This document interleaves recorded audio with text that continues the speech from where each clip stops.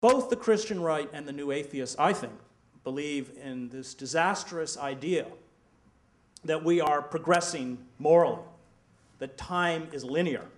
Now, human beings, like human societies, of course, make moral progression, but they also make moral reverses. I don't think there's anything in human history or in human nature that justifies the idea that we are advancing morally, collectively as a species. The tools change. The faith in science, for instance, I think is just as diluted as a faith in a Jesus who's going to come down out of the sky and save us. Science, industry, technology, these are morally neutral disciplines that serve the ambitions, the good and the bad ambitions of humankind. Certainly science and technology has nurtured and enhanced and preserved life for some of us on the planet, but it has also, in equal measure, created forms of industrial slaughter that were unthinkable a century ago. It has unleashed multiple pollutions that are destroying the very ecosystem that sustains the human species. And I think ethics that are founded on non-reality belief systems, essentially utopian belief systems, always descend into moral depravity and criminality. And the perfect example of that is the war in Iraq. Probably not many of us think of Dick Cheney as a utopian, but he is. A utopian, Thomas More coined the word. It literally means no place. It's a non-reality based vision.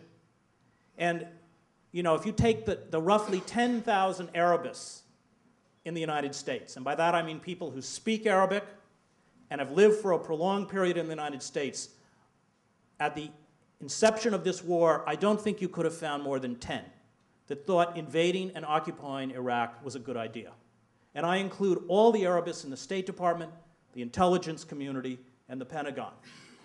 The notion that we would be greeted as liberators, that democracy would be implanted in Baghdad and emanate outwards to transform the Middle East, or that the oil revenues would pay for the occupation, were utopian. They were based on a vision that had no coherence or connection with the real world. And what frightens me most is utopians who wed that vision to violence, who believe that this vision that they have can be forwarded through the use of force. Benign utopians who don't embrace force, I think, are just deluded.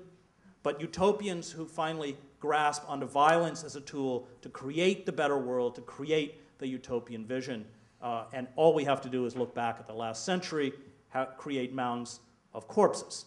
Every genocide that I ever covered was carried out by idealists. Finally, I think that the strain that runs through the new atheist movement, as well as the Christian right, is deeply anti-intellectual and ironically anti-science. The new atheists, some of whom, like Dawkins, are serious scientists, always make a leap from science into what I would call the cult of science. If you've read Dawkins, for instance, you know he talks about memes. Memes is a term that he has coined that for him represent cultural artifacts or ideas that are transmitted like genes. And he talks about mimetic engineering, creating societies where bad ideas can no longer be transmitted. First of all, this is not science. Memes don't exist. There is no way to measure memes the way we measure genes. And the idea of mimetic engineering is a form of totalitarian thought control.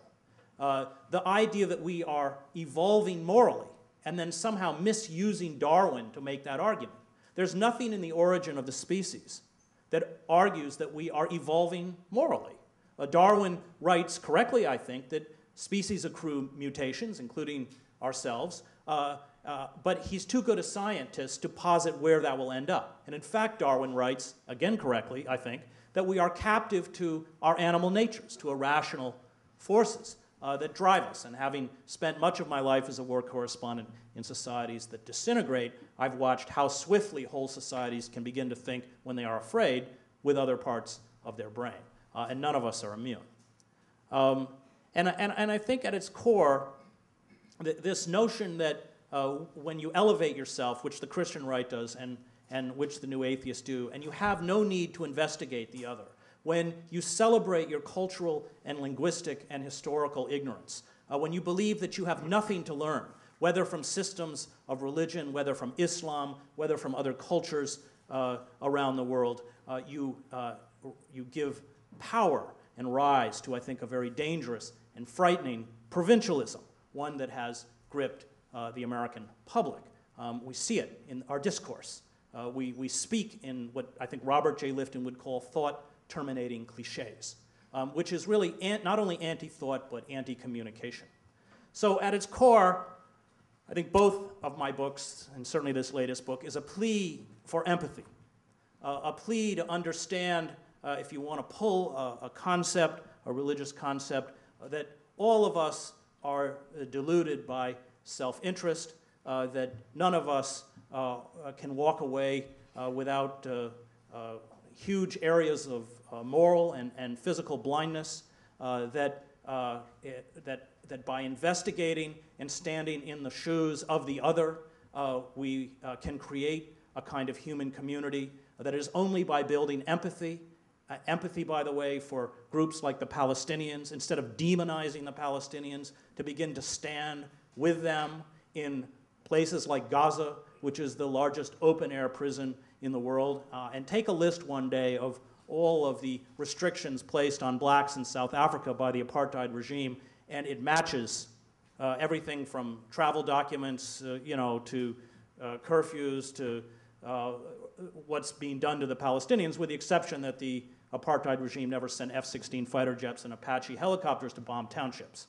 I think that we're not going to create a world where we can have any kind of cooperation as long as we break off into fundamentalist extremes, whether secular or religious, because fundamentalists play off of each other.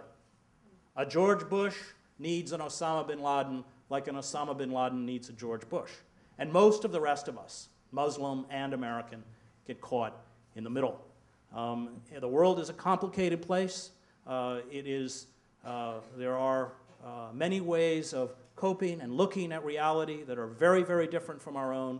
And I've been privileged, whether in Latin America, whether in the Congo, whether in the Palestinian territories, to stand with people who finally have humbled me, have taught me much about myself and my own prejudices and my own blindness that I didn't know, and I think made me a wholer and a saner human being. Thank you.